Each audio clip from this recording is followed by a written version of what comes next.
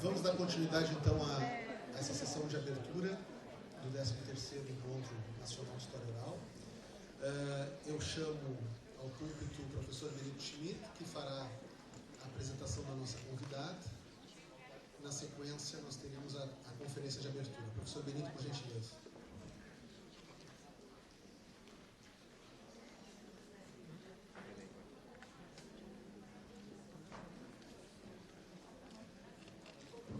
Bom, boa noite novamente. Eu vou ter a honra e o prazer de apresentar a doutora Kristina Llewellyn, que é professora associada no Departamento de Estudos de Desenvolvimento Social, na especialização em Educação, na Radisson University College da Universidade de Waterloo.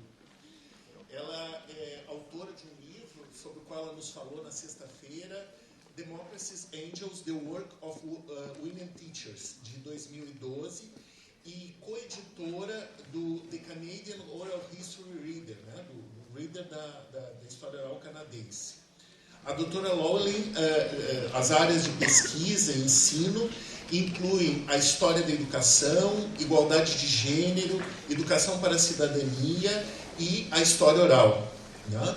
Os seus projetos recentes incluem uma edição de uma coleção chamada História Oral e Educação, Teorias, Dilemas e Práticas, e também um outro projeto chamado Cidadãos do Mundo, Juventude, Cidadania Global e o Modelo das Nações Unidas, com histórias orais dos participantes desse modelo das Nações Unidas.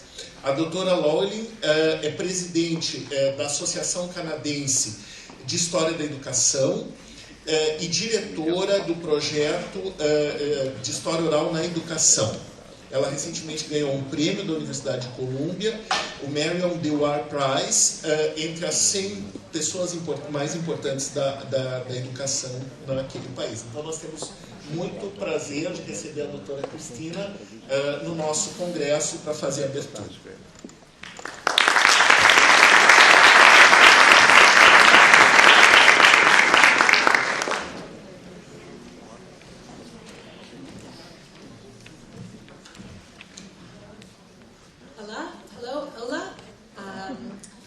Desculpa, não falo português. That's all the Portuguese I know. I have been saying sorry a lot since I arrived. To say sorry, I don't speak Portuguese. But they have been kind enough to translate the talk. So I hope that it does translate well. And again, if there's for some reason something that doesn't make sense or we need to translate in a better way, of course, there are people in the room who can do that, and you can just wave and say, no, we're not understanding what you're talking about. But before I begin, I really want to thank Carla Rodrigo for bringing me here. There's a very kind invitation to bring a Canadian to such an expert group of oral historians, and I've had a chance to really get to speak to a number of people and share ideas so far. Ok, a professora pediu só para eu traduzir essa primeira parte, que a maioria de vocês entendeu. Ela se desculpou primeiro por não falar português, mas a conferência, o texto foi mandado antes, foi traduzido. Mas se houver algum problema na tradução, então nós podemos, enfim, se alguém detectar algum problema, pode levantar a mão. E ela está muito feliz, agradeceu a professora Carla por o convite, por tê-la trazido aqui e pela oportunidade de discutir conosco. And I did want to tell a quick story before I begin that is not translated. But I had the good fortune just a few months ago in Canada to sit down and have coffee with Alessandro Portelli.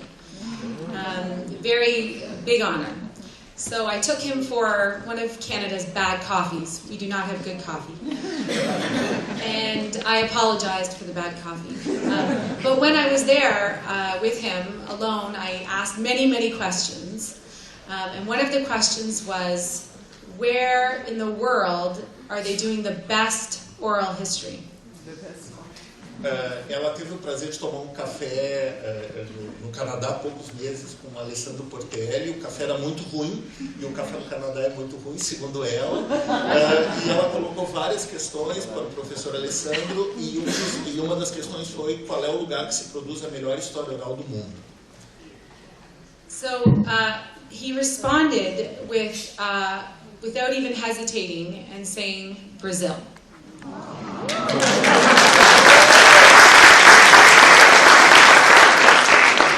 And I had already received Carla's very kind invitation, so I said with great surprise, I didn't know where he was going to say in the world, I said, why? Why Brazil?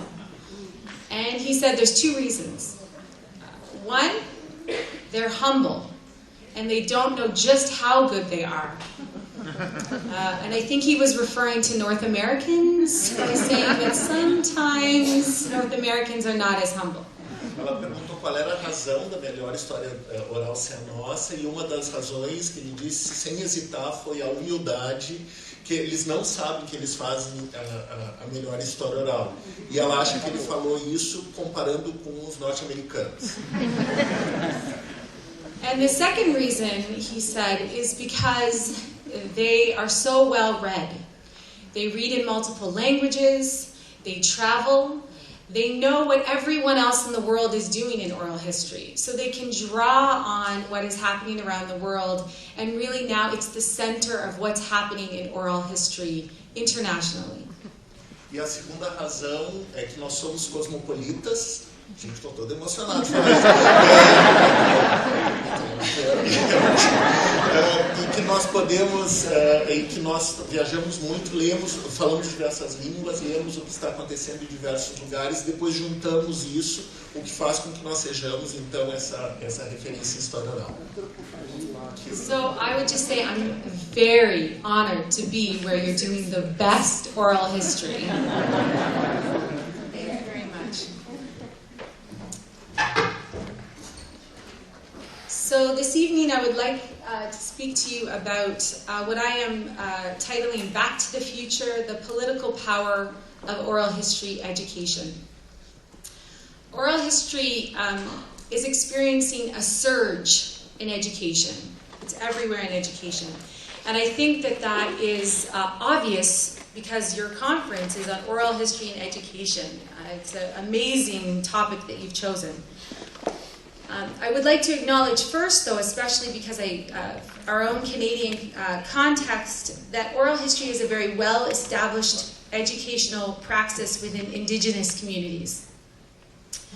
In North America, though, it is the Foxfire Project that is actually credited with being the first school-based oral history.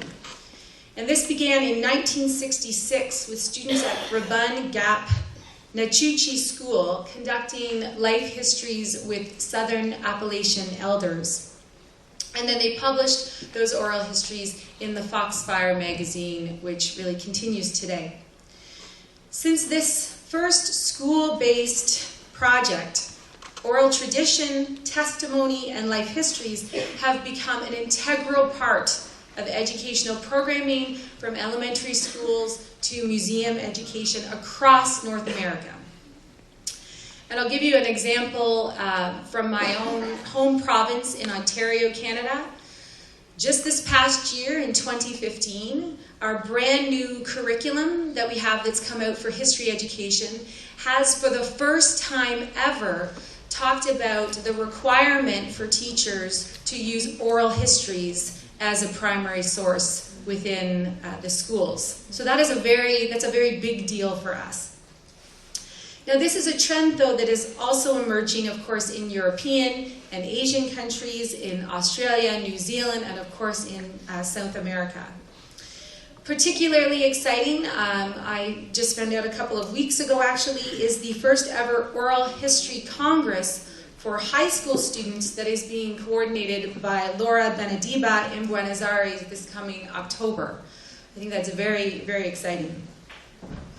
This recent enthusiasm for oral history and education is why a colleague of mine, Nicholas Innefuk, and myself have started the Oral History Education Project.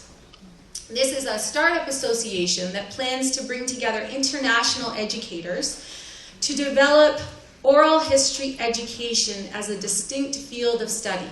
So trying to bring oral historians who often work within history departments, and then bring together history educators who are often those who study history education, how to teach and learn about the past, who are often in education faculties. So bring these two groups together. Later this year, we'll publish our first book on the subject with contributors from Colombia, Australia, Belgium, the United States, and Canada. That's going to be called Oral History and Education, Theories, Dilemmas, and Practices. So it will be out just in a few months. So we know then that educators are increasingly equipping their students with digital devices to record the lives of people in their communities. They're also increasingly drawing upon already existing oral history sources, usually war veterans, seniors in the community, survivors groups as well, though, to better understand the legacy of political injustices. Yet, there has been very little evaluation or interrogation about what this trend, having teachers give their students digital devices and having them go and do oral history, what this really means for history education and for history educators. And I think with any emerging trend, it's very important to stop and ask why. Why should we embrace oral history as a teaching and learning tool?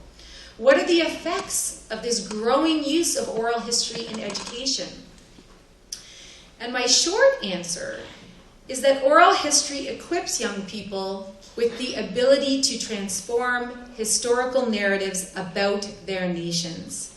And thus, I think it empowers them to then shape their futures. Oral history then enables young people to get back to the future. So of course, this title of my talk, and I'm hoping that this translates, really draws from the popular culture movie Back to the Future. Has anyone seen Back to the Future? Yes? Good. Yay!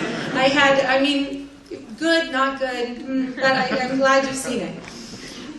The movie, as some of you then know, was released in 1985, and it has Marty McFly, an American teenager at the time, sent back 30 years to 1955 by a DeLorean time machine, a car time machine, that's invented by a mad scientist, Doc Brown.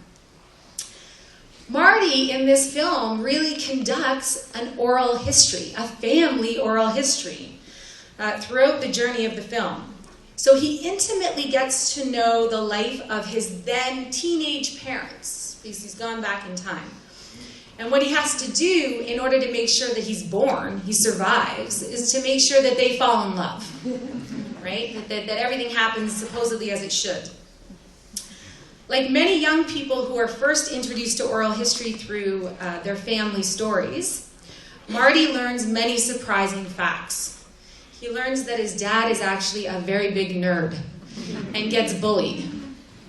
He also learns that his mom might actually have sexual feelings. A surprise for him.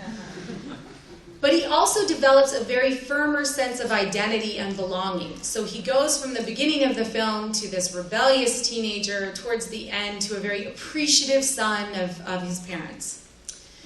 There are, of course, many problems with this comparison of this film as a form of oral history and what I want to talk to you about. The biggest problem is that the movie really conflates the past with history. They are both portrayed as static and dangerous if they're actually altered. They're predetermined, so you shouldn't do anything to mess with them.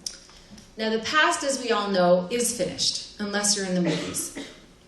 History, by contrast, requires that we delve into interpretations of the past to understand present and future meanings. But please suspend the critical lens you have of my comparison to Back to the Future. And I think that the central plot line holds a valuable illustration for what I'm wanting to argue.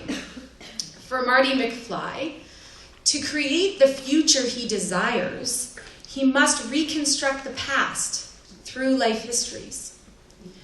Oral history, as we see through Marty's personal journey, quote, brings the past into the present consciousness and allows it to be mobilized for decisions about the future. Now, I think the popularity of this movie internationally, across borders, lies with our common understanding of the connection between past lives and our future selves. And I think this holds true particularly for young people. Young people today have a fascination with personal storytelling of the past, of people's life histories. We see this through StoryCorps. This is, some of you might know StoryCorps, an American organization, company that really seeks to collect as many people's life stories and then distributes them through social media. Also very popular is the blog Humans of New York. A lot of young people follow this very closely on social media. And they're enthralled with people's personal life histories. And I think that they see it as a way to build connections among people globally in today's society. Now, given the social media frenzy with stories, Alexander Freund, a colleague of mine in Canada, questions the extent to which this confessional culture that young people seem to be fascinated with can move us beyond edutainment, so education for entertainment, and whether it can really then open up the politicization of narratives and historical narratives.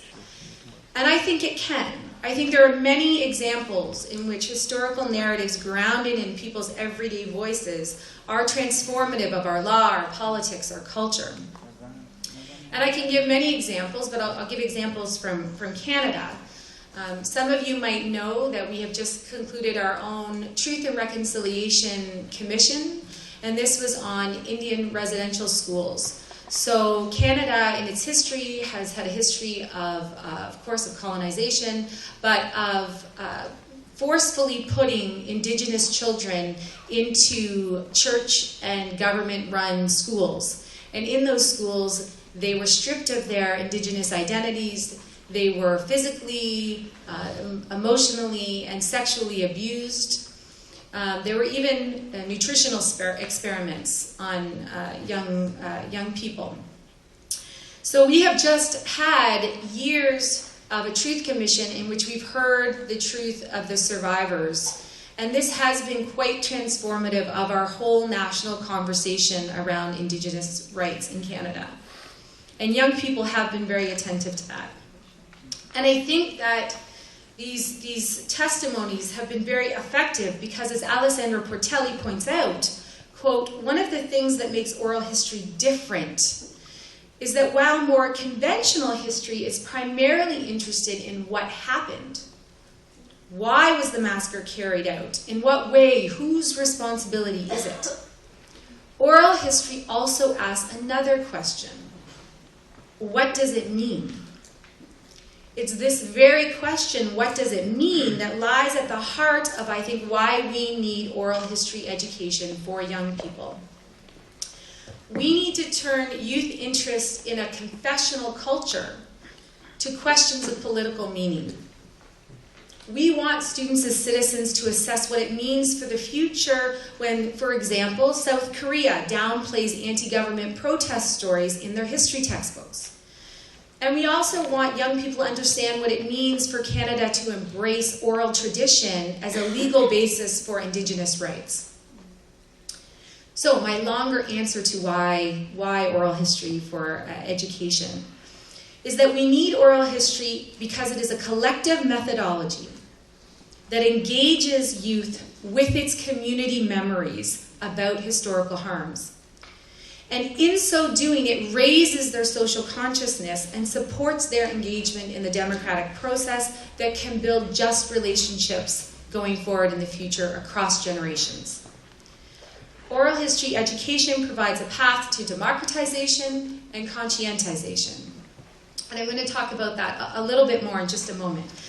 But first, I think to understand oral history as a historical methodology that may support political engagement, I want to explore first the relationship among youth, collective memory, and politics. So collective memory, as we know, refers to an identity group collaboratively defining their shared past. It can address an event, an image, a language, a trend, a particular reading of history. Youth play a very important role in our collective memory. And there are many illustrations again, but I'll provide some Canadian examples that are very recent. Our former government, not our new government with our very good-looking new Prime Minister, our former Prime Minister, the Conservative one, Stephen Harper, spent $30 million to commemorate the 200th anniversary of the War of 1812. So a lot of this money was spent on dressing children up as soldiers and having them reenact the War of 1812. By all accounts, for historians, both in the US and in Canada, nobody knows who won this war. But we like to claim we won it. Why did on that same year, did our government not spend any money to celebrate the 30th anniversary of the Charter of Rights and Freedoms that we have, the very charter that protects our freedom of expression, our freedom of religion? Nothing was done to celebrate this by our government. Millions of dollars more were spent this past year to celebrate the 200th birthday of our first recognized Prime Minister, Sir John A. Macdonald. Now, for this celebration and the millions of dollars, Stephen Harper created bobblehead dolls. Does that translate? Bobblehead dolls of the first Prime Minister so that children could use them as play toys and watch the bobblehead of the first Prime Minister go back and forth. Now, our Prime Minister at that time, Stephen Harper, thought that Macdonald was, quote, a shining example of modesty, hope, and success. But one of our most premier Canadian historians, Tim Stanley, has written that Macdonald actually wanted an Aryan nation for Canada and had talked about it in those terms, and specifically enacted laws around reserves and Indian residential schools and a head tax on Chinese Canadians, and wanted a white Canada. So these examples I use basically to argue that there's a reason for these kind of commemorative practices, because the government realizes that what's at stake for a nation's future by charging youth with either never forgetting or strategically remembering certain past conflicts or events. Vamit Volkan argues that groups psychologize or mythologize traumatic events as identity markers for the next generation. From narratives of conflict, be it war or genocide, an imagined community emerges, a psychic security, an ethnic tent that's codified to set the historical record. And schools, of course, with other social institutions, play a very key role in this. The way that historical traditions, legends, and truths are taught and learned affects the political path of a country. And that is because, as Theodore Scheider explains, historical consciousness, quote, refers not only to the knowledge of the past, but implies the use of that knowledge for the future. Cheryl Duckworth, who is an educator in the United States, gives a really very good example in her work, revealing how since 9/11, cultural myths have been transmitted to students in the United States in ways that have legitimized a militaristic state. In this instance, and several others like it, historical consciousness holds the capacity to fix and universalize the past. Narratives in this vein are closed. They leave no room for dissent about what an identity group values or will act upon, and therefore they are very dangerous. This is a hegemonic narration that ingrains generational trauma. It renders structural violence invisible, and at a very extreme, it can invoke war. And I think we only need to think about the Israeli-Palestinian conflict to think about how storing can serve to remark enemy lines. But active participation in questioning our historical consciousness can enable peace and social justice.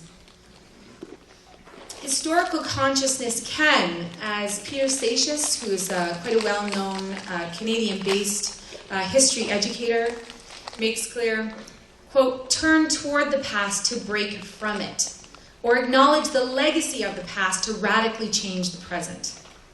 But to do so requires that educators provide opportunities for students to encounter narratives that take the world's complexities, ambivalences, paradoxes, ambiguities, and dissonances into account. And I think oral history can provide that opportunity.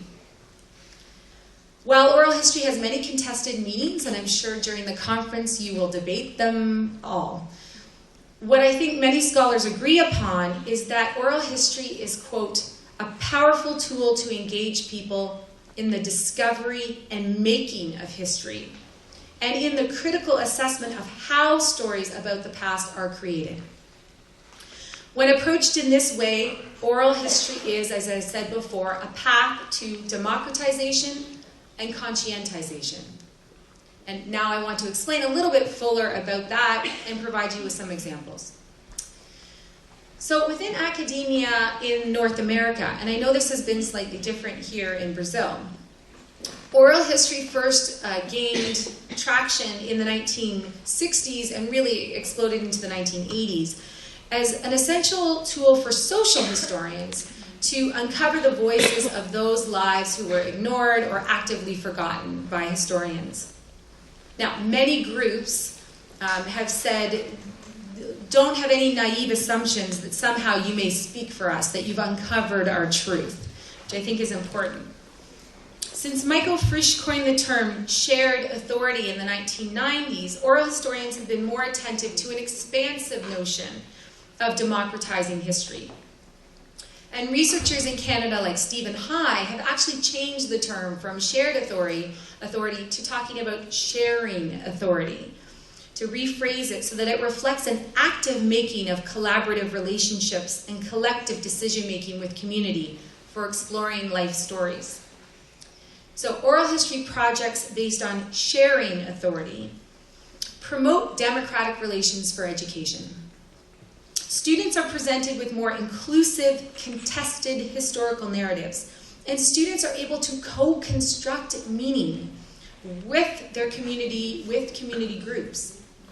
It is a participatory and dialogical aspect of oral history education, an engagement with the lived experiences of others that can enable youth to appreciate the legacy of political choices. If oral history encourages active and equal participation for all in the learning community, is experiential and inquiry-based, committed to cognitive dissonance, provocative yet respectful in exchange, then narratives can agitate the silence of the oppressive status quo.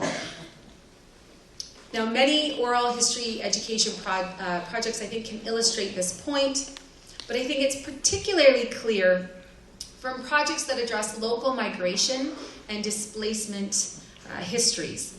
And one of those projects is the Fox Point Oral History Project. It was launched in 2008 at Brown University in the United States, and it started to document memories of the neighborhood of Providence, Rhode Island. Fox Point was settled as a working waterfront community during the Civil War era by immigrants predominantly from Ireland, the Azores, Portugal, as well as Cape Verde Islands. Now, between the 50s and the 60s, it was revitalized. So they put up office buildings and condos, and people were displaced. So the Fox Point Oral History Project brings together graduate students, community elders, students in the elementary school, parents, and teachers, together at the only elementary school in that community to collect, interpret, and present oral histories about the cultural heritage of that neighborhood. Over 80 oral histories served as a catalyst for community members to construct an online archive, school members to create a curated exhibit in the halls of the school, as well as the parent-teacher organization to develop an arts-based program based on the oral histories called I Was There. Participants write that the project gave them a clear lesson in shared authority.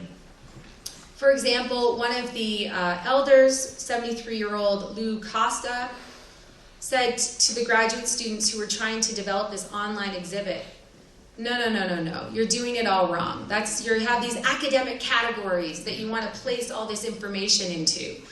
And instead, he said, no, you need to use street names of the place.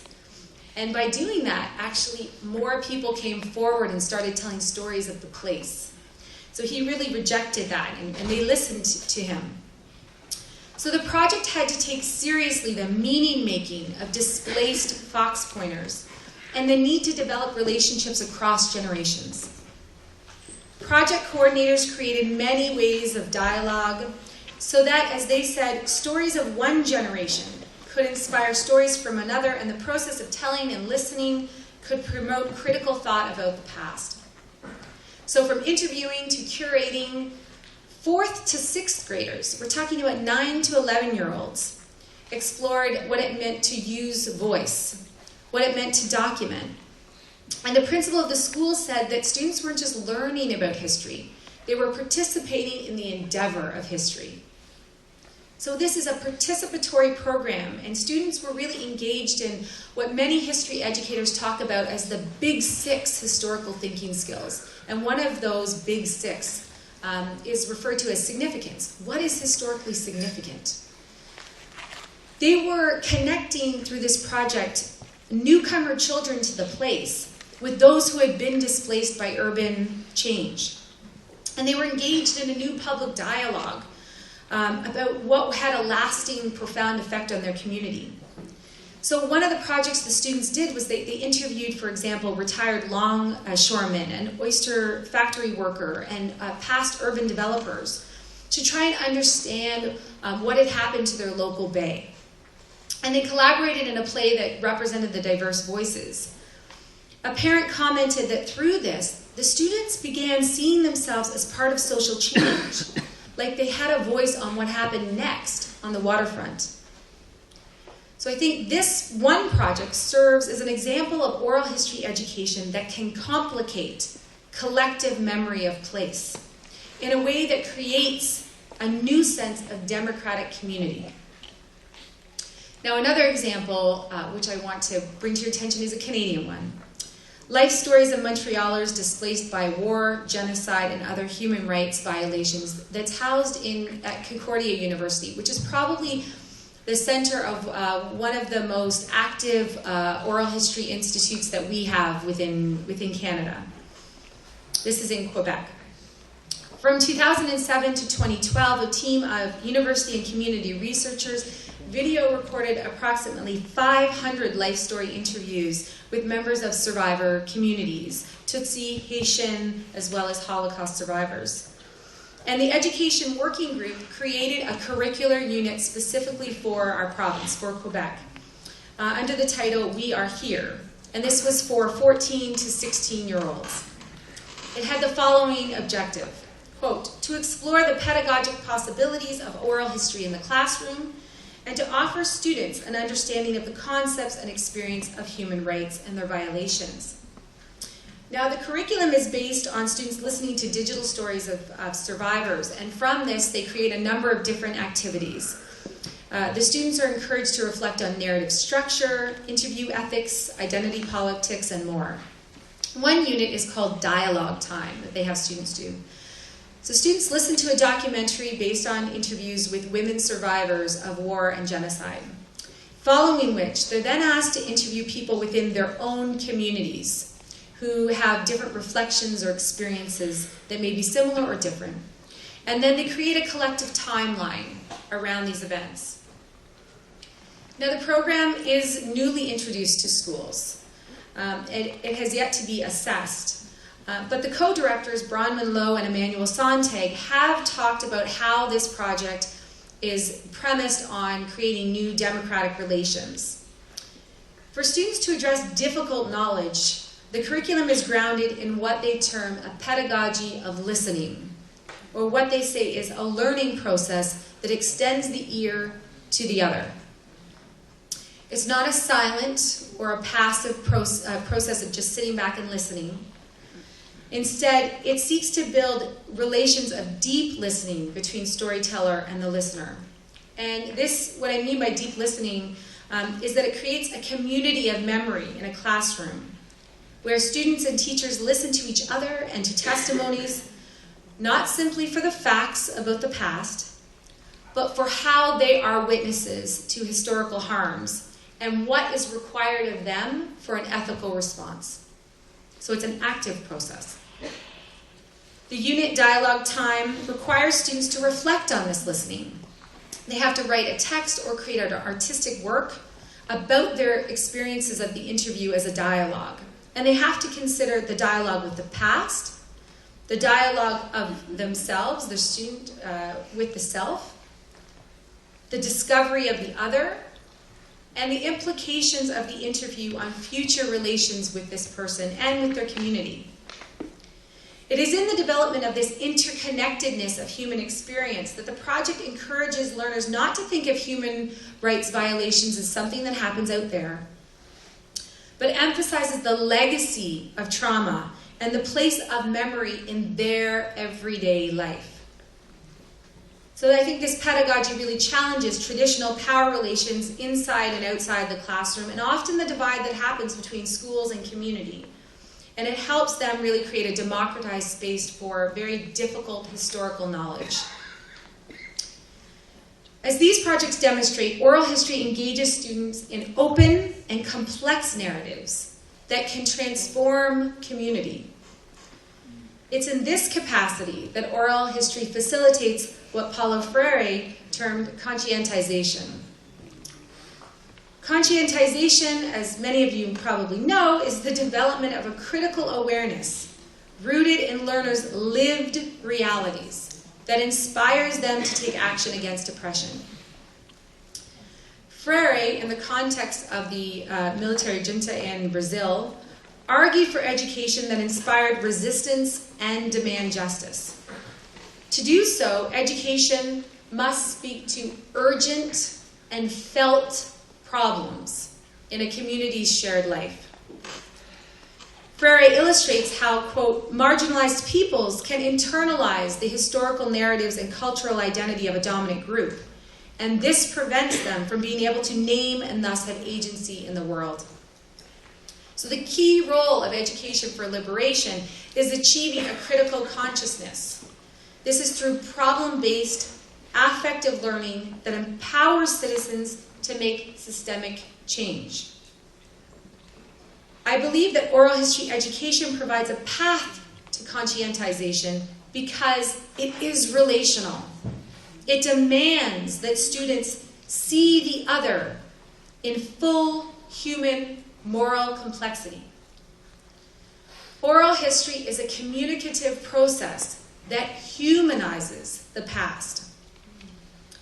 Such an approach to historical memory, quote, creates openings for different affective relations, what Michelinos Zambales calls critical emotional praxis in education. Framed differently, oral history calls attention to the ethical dimensions of historical thinking. This is another one of the big 6 concepts that history educators talk about now as framing how we should go forward and teach history education. So the ethical dimension of it. As the Historical Thinking Project states from Canada, what responsibilities do historical crimes and sacrifices impose upon us today? And it is this humanistic and ethical dimension of oral history education that I believe empowers students with their community to envision how they are going to go forward in a coexistence. And again, I want to provide just a couple of brief examples. I think that, of course, this idea is most clearly illustrated through reconciliation education in post-conflict and transitional societies.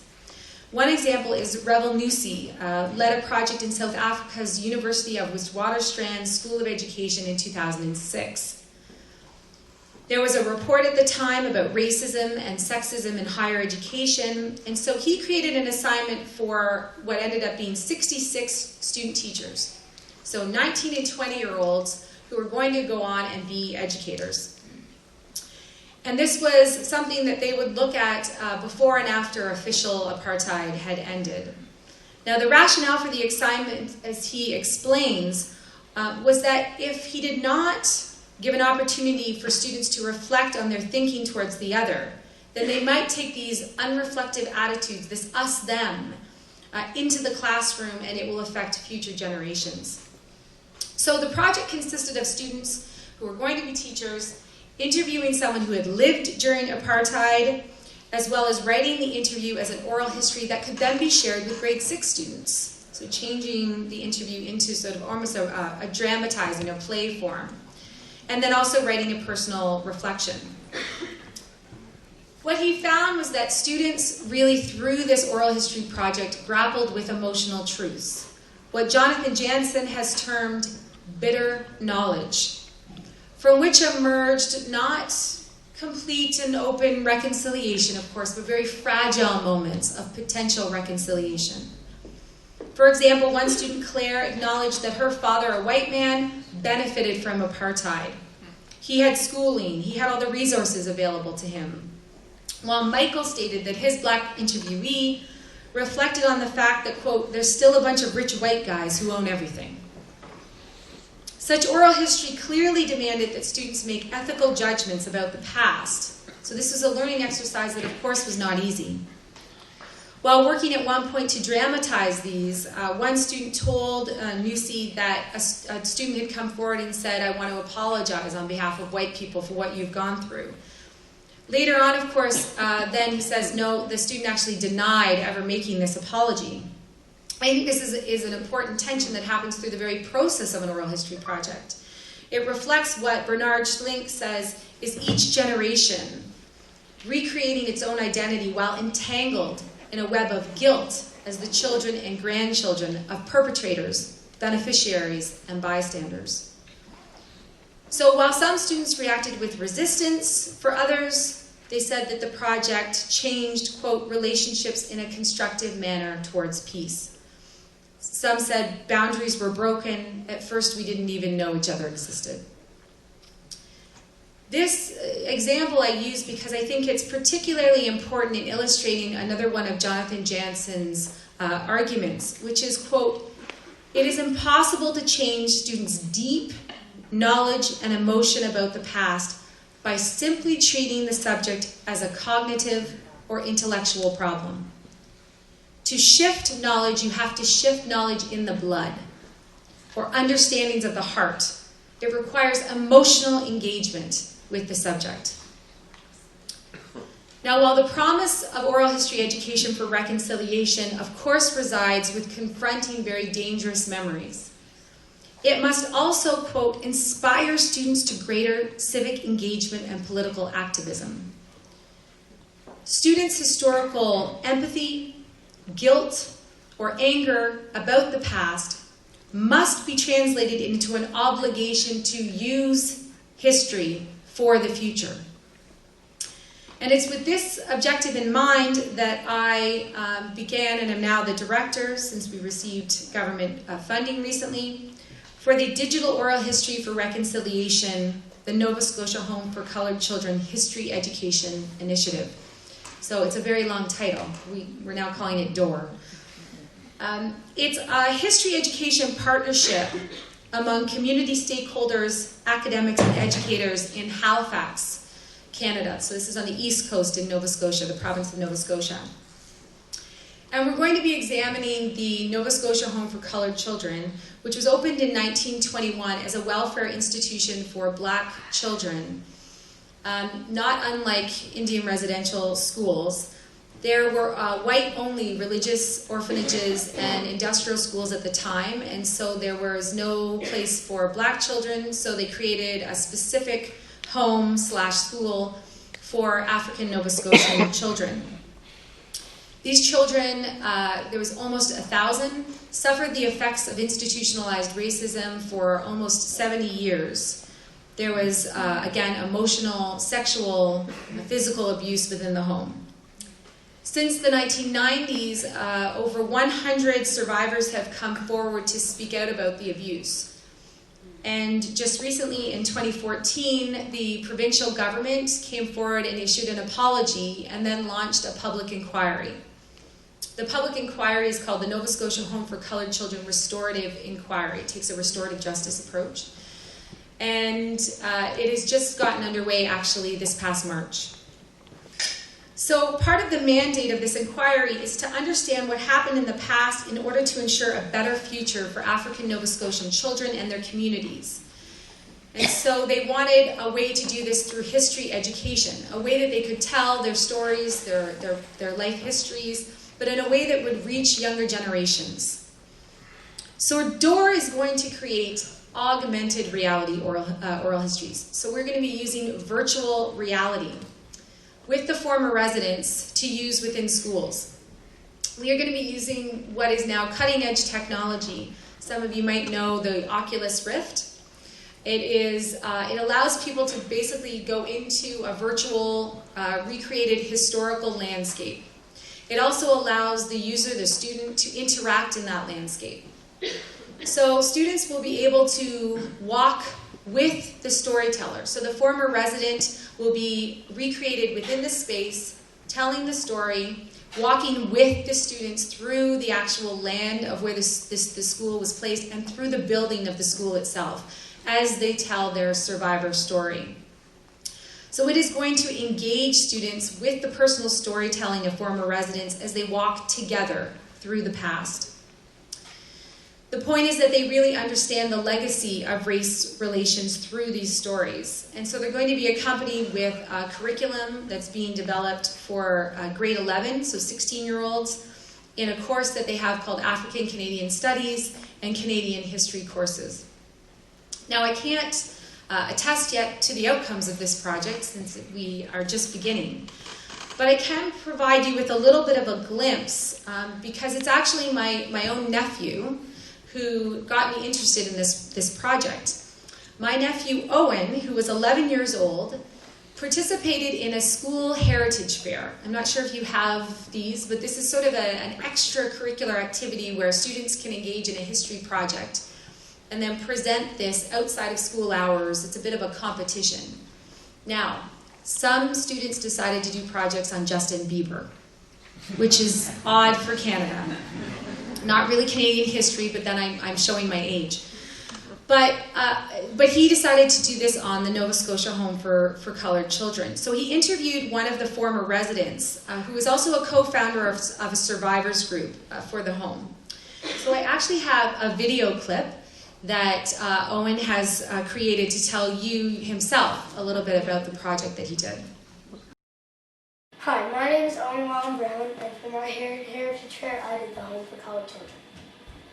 What is the Home for Coloured Children? The Home for Coloured Children was established in 1921 after the Halifax explosion. That's why lots of homeless black children who needed care went there.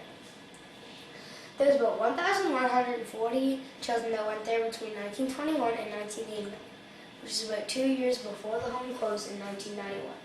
The home is now called the Acoma Family Center. Who is Tony Smith? Tony Smith came to the home at age 5 in 1965. He was at the home for 3.5 years and suffered physical and sexual abuse. Tony Smith was the first person to come in and speak about it in 1998. I interviewed him in March. I interviewed Tony Smith, and I'm going to tell you a few things that I think he said that were really key. I asked him what it felt like when he first arrived at the home.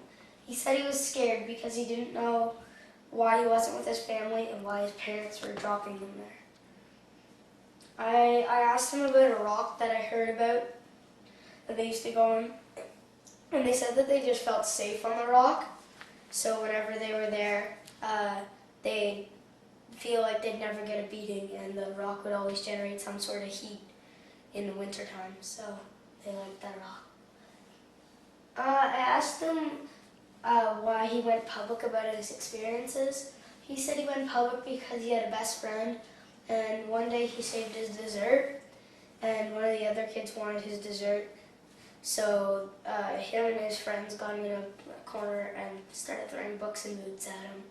And he had a heart condition and he was rushed to the hospital and he died later that night.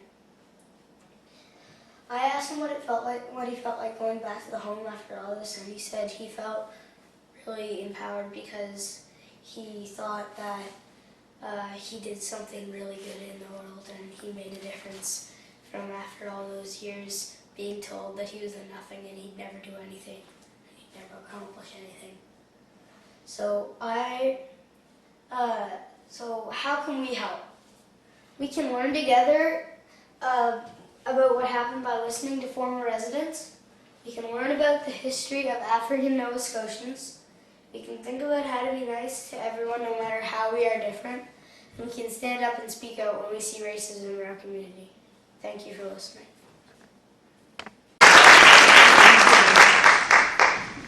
So Owen inspired me to then do the project that we are doing. So that's how young people can inspire us to do better work, I think.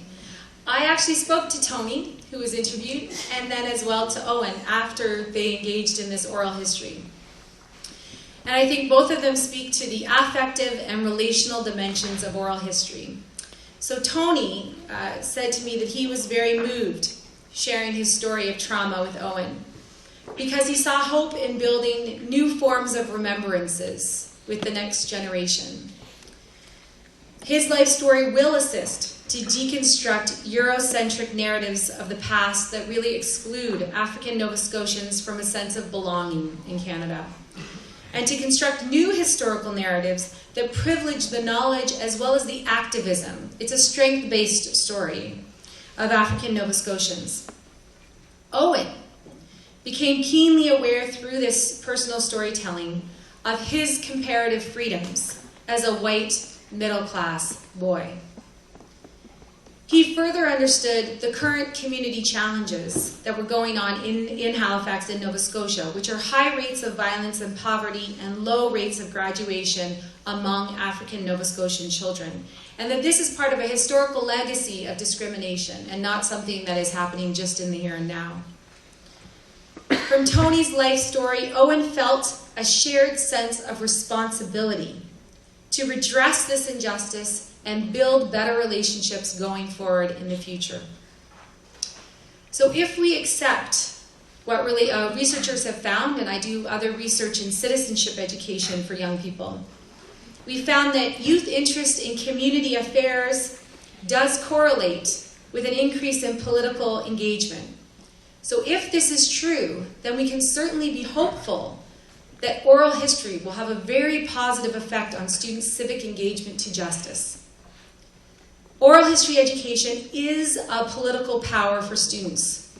When we help them see the violences, quote, might best be understood as the disruption and far too often the outright destruction of a people's story.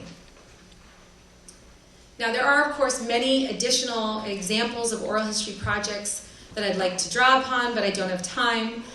Voice of Witnesses, Palestine Speaks, Legacy of Hope Foundation in Canada, Where Are the Children, which deals with Indian residential schools, the Cyprus Oral History and Living Memory Project. There are many others.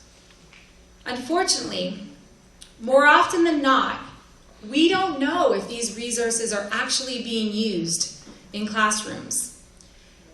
Nor do we have a full assessment of their effectiveness if they are used. Admittedly, what we know about oral history education is really based on case studies in which people who have created the project themselves or participated in the project then provide their stories. Furthermore, while it might not be difficult to provide very impressive examples of oral history education, I can tell you that few, if any, of these examples and others are known in Canadian schools at all. Additionally, I think the problem is that often an oral history project requires a great deal of time in a very crowded curriculum already for teachers. So sometimes but the most experienced teacher in history education as well as oral history can find space to conduct these projects. So perhaps then I'm ending on a bit of a cautionary note. oral history does not magically support any kind of analysis or future for education. I think there's a lot of effort spent on collecting interviews, especially in schools. Send them out into the community, go speak with your grandparents, let's collect the interviews. But far less on making sure that we have meaningful purposes for the interviews that we do with young people. One therefore must approach oral history education with a really clear intention to actualize its potential. Given our knowledge of introducing what are controversial classroom issues, I think that no doubt oral history education that's going to be about political, historical narratives is going to be very risky work for educators. As such, I think oral history for education requires great training, particularly in ethics and in how we can share authority with communities, so that we can avoid future, further trauma, as well as avoiding what is a tendency to disregard oral histories as just personal anecdotes, that they are meaningless and don't have a political impact. Now, despite due caution, I want to end on a much more optimistic note. The work before us is well worth it, I think, if we want to re-story the future. As Paul Thompson maintains, oral history can be used to change the focus of history itself and open up new areas of inquiry. It can break down barriers between teachers and students, between generations, between educational institutions and the world outside. The political power of oral history education is tangible. Learning outcomes for democratization, both participatory and dialogical, and conscientization through stressing the ethical and the humanistic dimensions of inquiry into the past. Young people will re-story the future through oral history education because, quote, we live our lives as narratives. We do not just tell stories, we are stories. Thank you very much.